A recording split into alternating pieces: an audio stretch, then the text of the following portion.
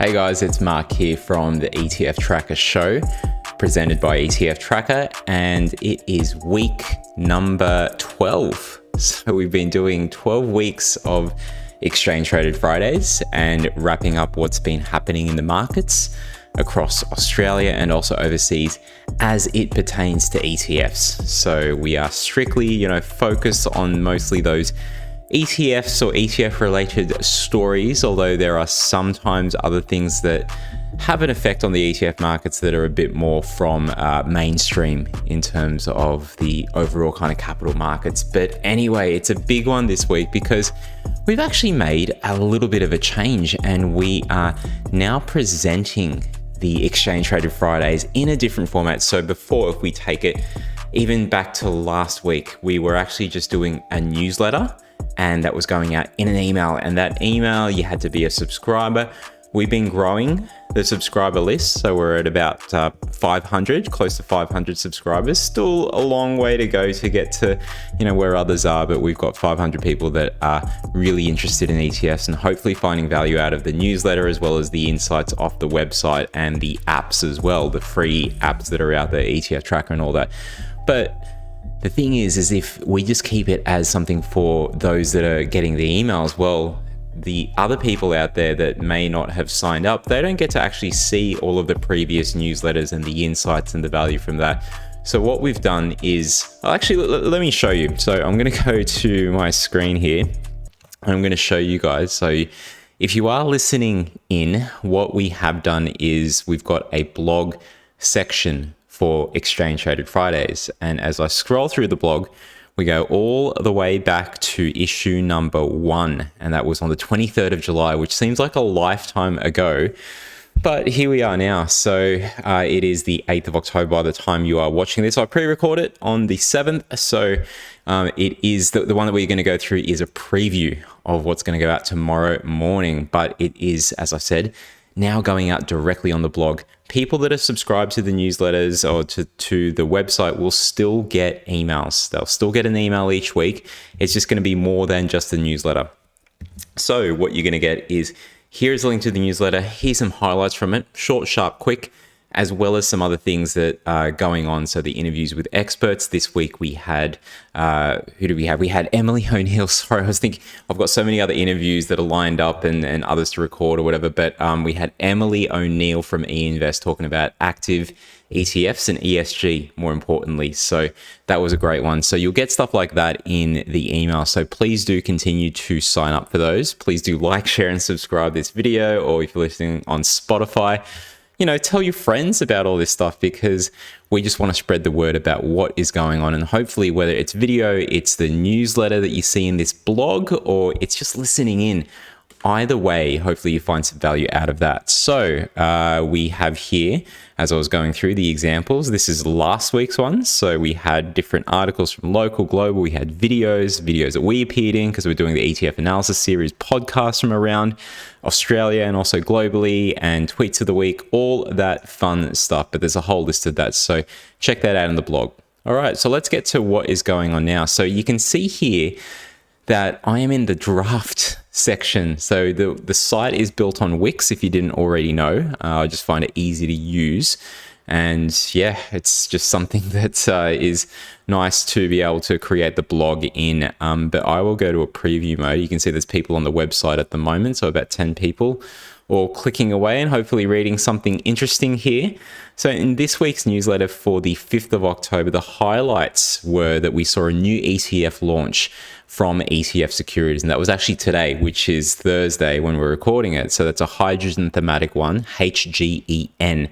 And we also saw more about market makers. We had a market maker on the show in week 5 of the interviews with experts, and that was 9 Mile Financial. And this is an article with 9 Mile Financial talking to Russell Investments, who are one of the ETF providers on the market here. So they talk more about market making. And then we saw more in the global space on Bitcoin ETFs, as well as a run through of active ETFs and exposure to China for US Equity ETFs. And that's on the global side of things.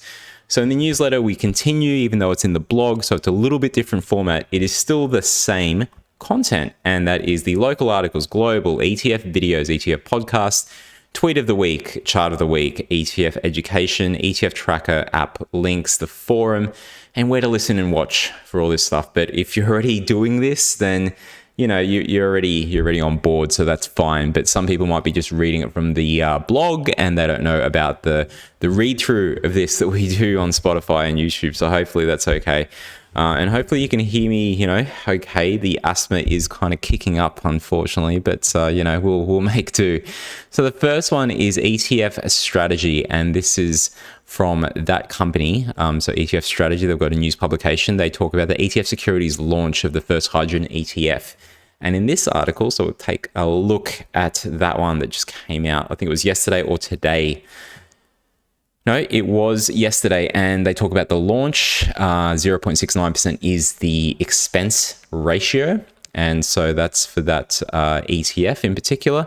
It tracks the Sol Active Global Hydrogen ESG Index, and I know a few people have been, because there's not much history of this ETF. So when there's not much history, you've got other two things. If it's a passive ETF, it's going to have to track a benchmark. So there's usually, no doubt, I would imagine that there wouldn't ever be a case where this is not the case, but there's usually an index that it is tracking, and that index has a history, and that history is something you can look up and you can see the performance and what that's been like. And past performance is definitely no indicator of future returns. However, it does give you an idea of where things have been. And so that one is the benchmark. And if it was an active one, active usually means it was a fund before that, and you can look up the website of the company and see if there's details about how that fund has performed over time. So those are good ways to judge when ETFs are just new. But over time, as we get the data from the ASX and Chi-X, we'll be able to see some more information there. So that's about that one there.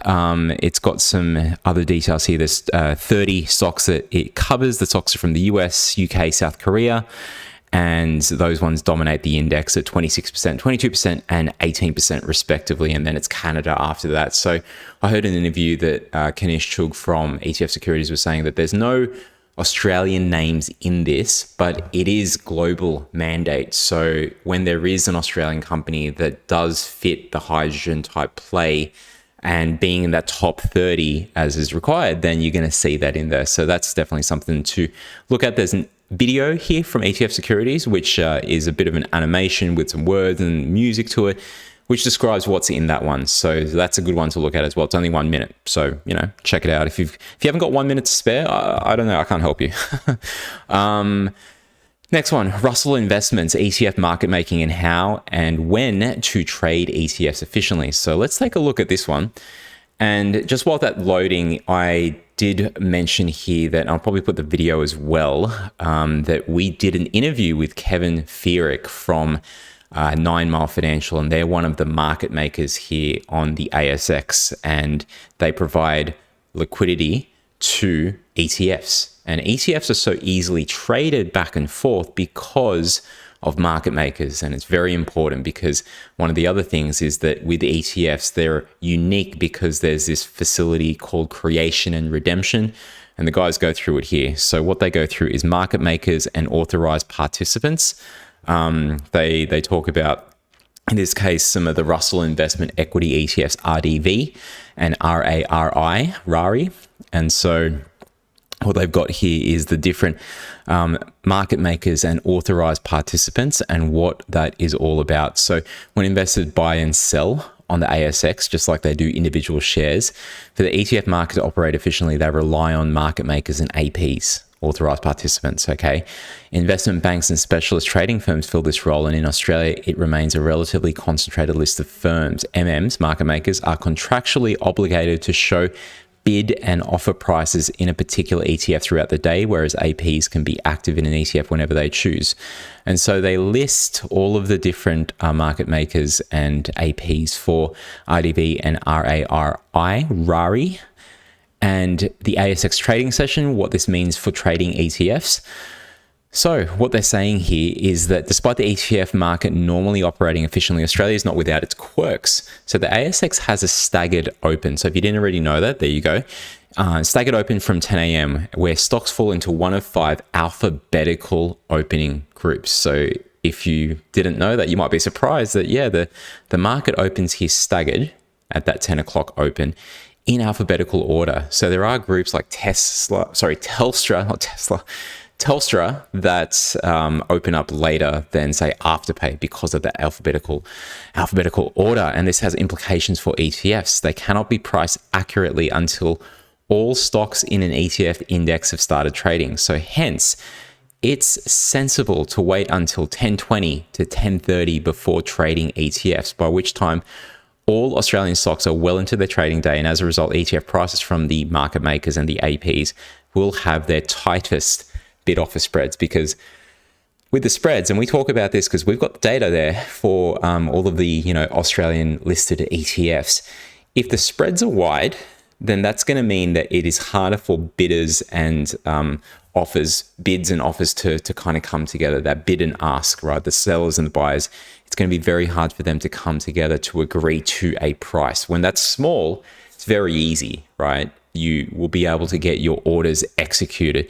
But if you're trading at that early point in time when the market's still waiting for some of these stocks to list, and the ETF, there's more, the ETF can't really start, trading until 10:20, 10:30. After around then, you're going to be seeing potential movements that you just have no control over. You put it in an order, and if that gets, it's just going to be crazy for you. So definitely worth reading this article. They go through more in terms of the life of a market maker. What does 9 Mile Financial do, and how does it decide on the prices, etc. We spoke about some of this stuff with Kevin over the interview that we did a couple of weeks ago, so check that one out as well. And the next one is the weekly report, and so that is from ETF Securities. So a couple of things from them this week. So you can download the ETF monitor, so we'll take a look at that one. And if we zoom in, not too much, there we go. So in terms of the week ending Friday, October 1, the best performer was short. It was SNAS. So that's the leverage short play from ETF Securities. It is short the NASDAQ 100. So because the markets were down, that was up 8.6%. And on the other side, because the markets were down, then the long NASDAQ, LNAS, was down 8.4%. After that, it was BBOZ and BBUS. So those are also bear and bearish kind of funds. So one is BBOZ focused on Australia, BBUS focused on the US. Then there was the Global Energy Companies Hedged ETF Fuel, that was up 4.2%. And then China, in terms of the VanEck Vectors, China A50, so the top 50 stocks on the A shares in China, that's CETF, that was up nearly 4% after a bounce back. So, the Chinese play has not been doing so well. And that's on the week. In terms of year to date, it is OOO, the crude oil index from Beta Shares, and that's the one that is up 56%, and is the leader so far in terms of total returns. So total returns is not just the price, it takes into account dividends as well. And then we've got flows here too, and the top flows were into the high interest cash ETF from Beta Shares, and then after that it was FAIR, so the sustainability leaders ETF, as well as NDQ and then ETHI. Okay, so that's 1 week flows. And then there's more here. There's also trading volumes as well. So you can take a look at that one. So that is where you can get an up-to-date wrap-up of what's gone on. The monthly data that we get from the ASX and Chi-X. So the ASX will likely come out with it tomorrow, and we'll have the numbers crunched hopefully tomorrow at some point during the day or over the weekend, and we'll update that. And the numbers will go out. You can access the app whenever you want after that, but then we'll wait a little bit, a couple of more days for the Chi-X numbers to come through. And that paints a picture for what's going on in September. Then after that, we've only got 3 months left. So we're at 125 billion. We might get to 130 billion by for September in terms of funds under management. And with 3 months to go, it's safe to say, if it continues at the pace that it has been, getting 125 to 130, that's the pace that it has been on for the last couple of months, around that 5 billion, 4 billion mark. If that continues, we'll get to over 140 billion. So, it's interesting because last year we were talking about when is it that the market is going to get to over 100 billion. That was the threshold, that was the mark. And then we had a few active ETFs list that were previously unlisted kind of funds, and so they bring their FUM with them And so that was a way to kind of prop up and get us to over that $100 billion mark. But even without those, the ASX is over that $100 billion already. So yeah, it's really grown in leaps and bounds, that's for sure. Now we get to the global articles, and the first one is from the Financial Times, and it's talking about up to a quarter of US equity ETF revenues are derived from China.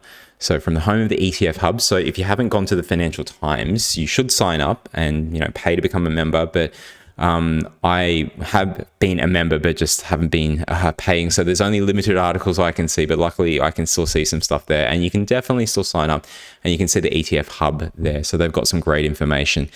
And what they saw was an analysis by Bank of America showing that the correlation between EPS, which is earnings per share, in the S&P 500 and the Chinese economic growth went from nothing, so uncorrelated, to 90%. So that made it a more important contributor to US equity earnings per share than even US GDP is, because there's so much involvement with what's going on in China and the economy over there. So this is what this study is looking at. And so it identifies some other stats that, for example, there's 303 companies globally, not just the US, but 303 globally that have a market cap greater than $9 trillion. So these are major organizations. And those organizations, they derive at least 5% revenue from China. So that's interesting there, because if there's more turmoil, that could affect global kind of goings on with company supply chains, profits, their whole kind of way of doing business. Yes, it's 5%, but when you're at that size, that can be quite large.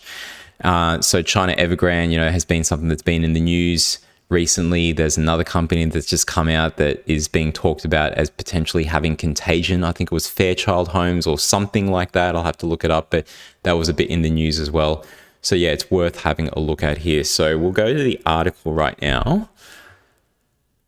Okay, and what we can see here is they have, so there's a bit of text here, as there always is with articles. I always look at these and I try to find the numbers, because I don't want to read necessarily word for word what's going on in here. And I don't necessarily mark down with a bookmark what is here, but they've got a chart here, for example, that shows the iShares MSCI Emerging Markets ex China ETF, which is EMXC, versus the versus the iShares MSCI China ETF, so MCHI. So it's basically emerging markets without China, and then a China-based ETF, okay, both from iShares. And it shows that they had been tracking along quite well up until Q1 2021.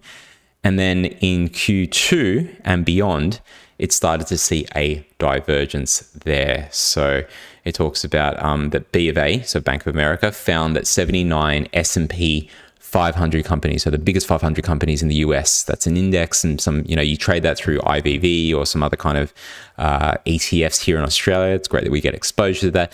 79 of them generate at least 5% of their revenues from China, a figure that rises to 63% for casino operator Las Vegas Sands and 70% for rival Wynn Resorts, both heavily focused on the Macau gaming market. So a little bit more about that. And there's more. So the article found that 138 of the 251 ETFs that the bank covers, that being Bank of America, generated at least 3% of their underlying revenue from China. And then apart from China-focused funds, emerging market ETFs were the most exposed, with their constituents typically deriving between 25 and 45% of their revenues from the country. So if you were worried about ETFs or instruments or companies that have something going on with China, it's worth looking under the hood, even if it means, for like we've got holdings, ETFs have holdings, and you take a look at that.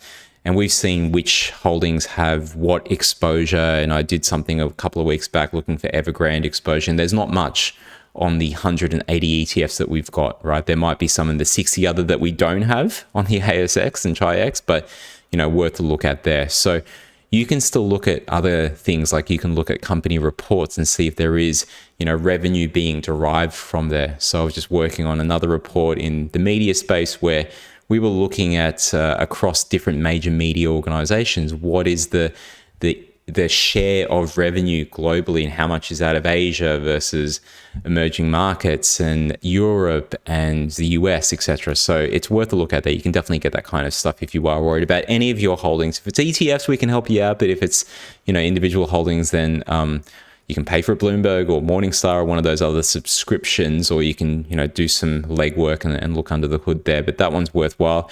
They've also got an image here which shows that exposure to China has damaged performance since the COVID lows, and it's a bar chart, and the title as well. The subtitle is Divergence in Performance of ETFs with High versus Low China Revenue Exposure in terms of percentage points. So basically ETFs that have high versus low exposure, what does that kind of look like? And they've got consumer discretionary is the top one here versus ESG coming in second. Then emerging markets, semiconductors, Europe has exposure, developed markets ex-US. After that's technology, and then Japan, and then high dividend. So that if you're in high dividend, there's not as much exposure there. So that's worth a look at too. And then the other couple of articles. So we've got this one from Bloomberg, a couple from Bloomberg actually. So this one is Loomis Sales teams up with State Street for a rare ETF foray.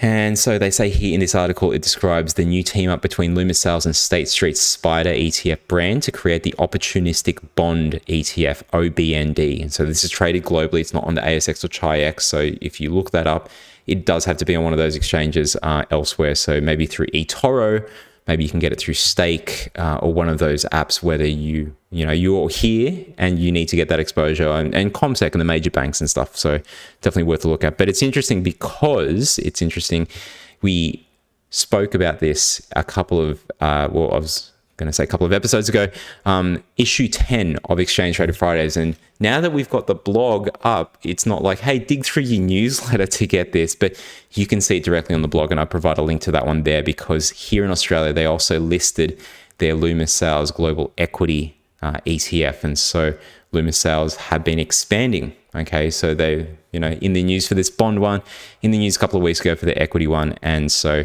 worth a look at too. Cointelegraph, and we featured these guys before when we were talking about Bitcoin type ETFs, and this is just a short one, but it's basically saying that future-based Bitcoin ETFs have a 75% chance of approval in October, according to analysts. And in this case, it's an analyst from Bloomberg, so Eric Balchunas, and we featured some of his quotes in recent periods. So basically, he's talking about it's likely on schedule for a Bitcoin ETF to list, but it's going to be a Bitcoin futures ETF. And it's worth looking at it. Maybe we'll include this in the education, looking at the difference between just buying equities and what futures are as part of that. It has a very interesting kind of history back to agriculture and being able to set a certain price in the future as to, what you think, the price is going to go above or below. So you buy or you sell futures, and you can hedge against the risk of the price moving far away from what you think you can sell or buy your product for. But I think I'm pretty damn sure that it started from agriculture and commodities and stuff like that, and then it's eventually gone out into other spaces there. But Bitcoin being a type of commodity, okay, as well as a currency or however you want to define it, but being a type of commodity, having a Bitcoin's futures, anytime you think of futures, it's there to hedge against risk, right? So Bitcoin itself being so volatile initially, and we've been tracking this, we've been seeing this for the last 12 weeks, and even before we were writing the newsletter, but we were seeing that it was all Bitcoin ETF, and more listing and different styles. But then eventually it seemed like there was more favorability a couple of weeks ago, only very recently from Gary Gensler and the guys over at the SEC, more favorability towards a futures-based Bitcoin ETF. And because of that, we saw the next week and week after more Bitcoin futures ETFs listing. And now it seems like, according to this article, that it's more likely that the Bitcoin futures one is going to list first. And if that's the case, then maybe there isn't a need for a Bitcoin ETF on its own, okay? But at least you can get exposure to Bitcoin futures there via that ETF. If you want to look all of this up, you can look up the article here, and you can, what I do sometimes, and especially like there's always going to be stuff that we are learning here at ETFtracker. And even though I've been working in the markets, ETFs have only been something fairly new for what I've been looking at, right? But you can always just Google some of these terms that you don't understand or you want to learn more about. So worth a look at. And we do have a dictionary, an ETF dictionary that describes, and we'll continuously add to that on ETFtracker, and it's in the blog somewhere. So I'll make that a bit more prominent. The next one is from FI News on active ETFs, a guide for investors. And in this guide, they go through the details about active ETFs and the advantages, but also disadvantages of them. And there's details about the market as a whole, which shows that 345 billion in active ETFs globally as of July 2021. And that's up from only 110 billion in July 2018 and 72 billion in July 2016. So yeah, it's pretty interesting to see how far that has grown, but you can check that one out from FI News. Okay, now we're at that stage. We're at the videos section, and it's all about the AusBiz videos here. And in this case, we've got 3. So first of all, it is Kanish Shug talking about the hydrogen ETF. And so the title is From Forest to Wickram and Yaki, Why Now is the Time to Launch a Hydrogen ETF. And I know I botched that surname. I apologize wholeheartedly. So Shamara is the CEO of Macquarie, so apologies. But hydrogen is one of the mega trends which just won't go away. So it's natural that investors are starting to care a little bit more. But will this trend start to fizzle like some others have that have come before it? And Kanish talks about that. He argues that companies and governments are finally getting the memo, and this is the way of the future. To help supplement this view, the team has launched a brand new ETF, HGEN, hydrogen. And we spoke about that earlier. Fun fact, when ETF Securities, and they've got a few that they are looking to launch. So they did Semi, HGEN was the one from today, hydrogen. They've got a fintech one. So if you look up all these new ETFs, there's a link there to a presentation where there's some of these other ETFs. But yeah, fintech is something that I don't know if they've got approval for it yet, but it is on the plan. So it's good that they're being transparent with that kind of stuff. Now, the Semi ETF for semiconductors, right?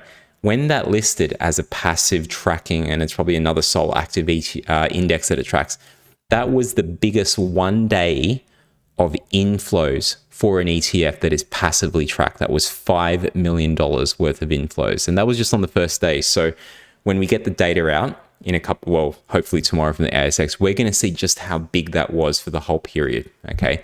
And actually, you can probably see that on, I'm not sure if it's going to make those top 10 lists there for the ETF Securities report, but it might even be in there. So you can even get a heads up before I do. Okay, so worth a look at there. So that's that AusBiz one. The next one is Bitcoin about to decouple from the rest of the crypto market? And in this episode from AusBiz, they speak to Stephen Cole from Trammell Investment Partners, discusses the potential for a Bitcoin ETF in the US.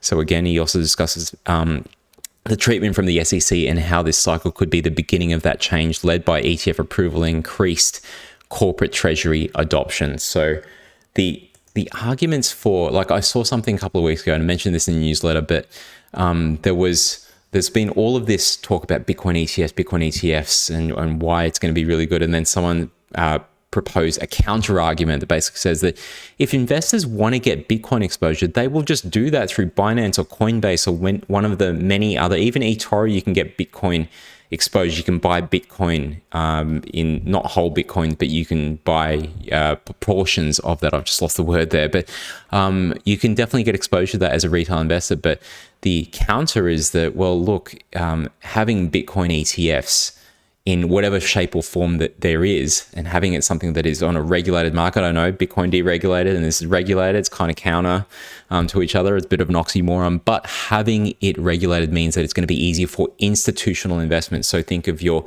superannuation, for example, professionals, wealth advisors, all that kind of stuff. They'll be able to allocate a proportion of their cash, their budget, right, to that kind of exposure. And that's going to mean very interesting things for Bitcoin as a whole. So yeah, there's definitely both sides of the argument, but it does seem like there's a whole lot of momentum going towards the fact that there will be a Bitcoin ETF listing at some point in time, and also here in Australia. So worth a look at there. The last one is China's pain is Japan and India's gain. And in this episode on AusBiz, Cameron Gleeson from BetaShares goes through ETFs, focus on India and Japan when it comes to the issues being faced in China. So worth a look at there for these ones. If you haven't signed up to AusBiz, make sure you do, because when you do sign up, you get to track experts like me and others, and you get to track different types of themes that you might be interested in different markets. And you can even go as far as tracking the individual types of securities. You can type in, if you're interested in Macquarie or Afterpay, if it's been mentioned in the show, anytime that it does get mentioned again, you get a notification for it. So why wouldn't you do this? And it's free, right? So as an investor, this is such a great source of information. You should definitely check it out. Not paid by them, okay? So we go on there where, it's not a kind of revenue arrangement or anything on our end. Like, we promote it because unless the CNBC or Bloomberg, this is like the Aussie version of that. And there's also other ones that are out there that are doing their own kind of individual kind of news and stuff on YouTube and investing on all that kind of stuff. So definitely worth a look at there. But this is a good thing to supplement it because you've got professionals from industry telling you about what's going on, and you've got people like me talking to you about the data. Okay, so worth a look. Podcasts, we're up to that one. So ETF Edge by CNBC, How to Play Commodities. It's a short segment, so it's only 9 minutes here, which is much shorter than the usual 40-50 minute ones, but it goes through how to play the global commodity surge. And then another one, a special one here, is from the Alpha Females Invest. So that's on stockbroking, the benefits of a broker. And in this episode, the team chat with Julian Hewitt, who is from Bell Potter Securities, and he goes through all about the value that a broker can provide, from portfolio management to diversification and stock selection. Now, this is an important one if you are contemplating anything active, whether it is ETFs or putting money with a fund manager. What is it that you get out of having that active management as opposed to, passive or doing it yourself? So worth a look at there. That's 34 minutes.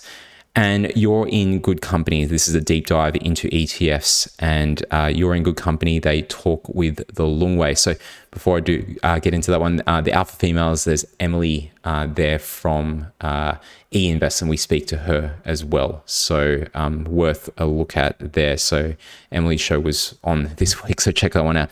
You're in good company, deep dive into ETFs. So the Lung Wei, that is Jess Lung from Beta Shares, and she's got a she is on this podcast because she's got an Instagram and TikTok kind of following with her daily dabble and various other things teaching the market about ETFs. And hint, hint, we are featuring her on the show in a couple of weeks as well. So look out for that one. Next week, we've got someone else, another special person, all special guests, of course. And these are experts from the ETF markets that are from different parts of the markets that can really paint a really cool picture about what is going on overall. But anyways, in this episode, the crew chat with Jess. She's a portfolio manager as well as a social media star with her Instagram and TikTok, the Lung Wei. They talk about all things ETF, so check that one out. And then the tweet of the week. Tweet of the week is from Mike Akins at ETF Action, taking a look at other ways to get Bitcoin exposure via the blockchain-related ETFs. And so in this one, when we go to that tweet, he's got a couple of images here, and the image that we featured is just the list of the various blockchain ETFs. So whilst you don't get the Bitcoin exposure just yet, the direct Bitcoin exposure, it's going for that. You can either buy the gold or the diggers and the people that deal in the equipment, right? So that's what this is. So getting into the miners, okay? And what you can do through that is that they're going to be exposed directly because their revenues are derived from if Bitcoin's doing well or not. They've got that direct kind of connection. So this is indirectly giving you access to Bitcoin, okay? So worth a look at there. Chart of the week time. Chart of the week, we take a look at one of the things that we've got as a feature on ETFtracker, which is the Google Finance page, where we've grouped basically whether it's technology, it's Asia, it's European, it's other, like it's healthcare, property, and all sorts of and even commodity, all of these different types of groupings. Instead of you having to figure out what some of the groups are, we've done a lot of the hard yards for you.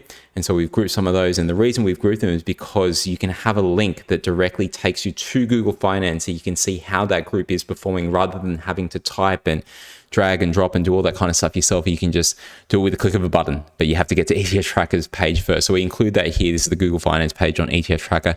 We take a look at the factor-based ETFs. And in that, we've got two groups because they only allow you on Google Finance to look at no more than 5 at a time. And so we've included Qual, WDMF, QHAL, QLTY, and EMKT.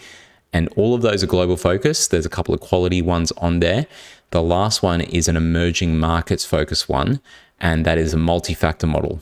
Okay, and you can see that emerging markets one, along with I can't remember which the iShares one was. I think it was WDMF. Are the ones that are not doing so well compared to the others. But the Van Eck Qual one, which is spoken about a lot on the forums, that is doing the best out of the bunch. And we're only looking back over 6 months. But if you click on the link here, it'll take you to the Google Finance page.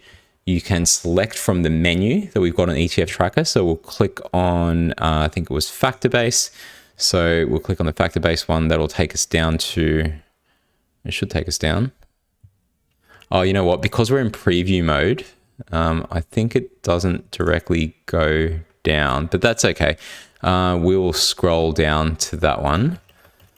And yeah, so it works on the main site, but when it is in this preview mode, it does just goes funny a little bit. But anyways, you've got 2 groups here, and we're looking at group number 1. And when you click on it, it takes you directly to the Google Finance page where all of these things are just preset, and we can change it to year to date or over 1 year or 5 years, or what's the maximum period of time that you can track it. And you can see that some of these ETFs are longer dated than others.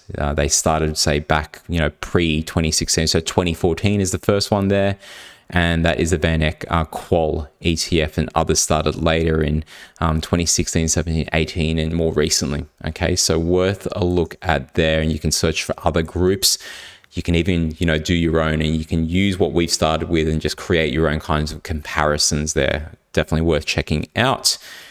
Further ETF education, and this one is all about market making, because we've been talking about that kind of stuff. Vanguard has a good page on it. So if you're interested, you can read the Russell article up above, or you can look at this one from the Vanguard ETF Knowledge Center. And they talk about the primary and secondary markets. There's a graphic here as well. It's just a short one, but short article, But yeah, it's worth a look at there for the education side of things. And yeah, if you want to access the ETFtracker app, we've got a link here. You can go to the forum and ask questions. In the forum, we've got a section there where in the portfolio and ETF analysis area, people have been asking for through various, like either they're messaging me on Facebook, because I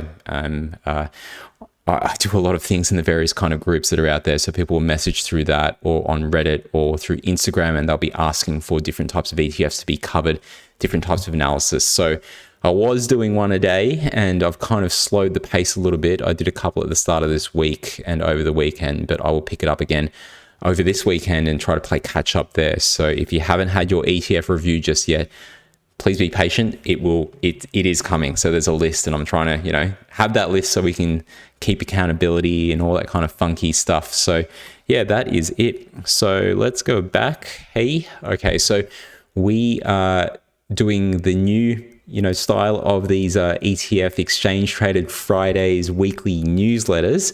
So hopefully you really like this new format where you can see not just the latest articles, the latest newsletter that's come out, that comes out Friday, 7:30 a.m. Australian Eastern Standard Time. So if you're overseas, it is on our time here, because that's when, I'm up and around, and most people that are looking at this are around.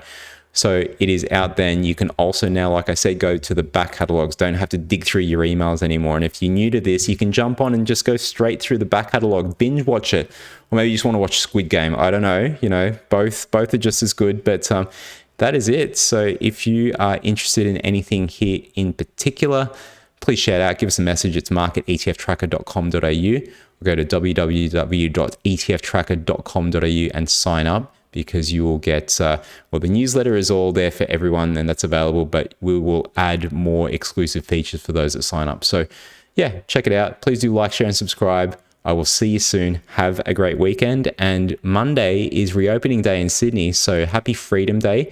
If you're in other states, it is coming soon, I hope. Okay, so we are feeling for you over here. But yeah, Sydney, reopening day. Looking forward to it. Have a good weekend.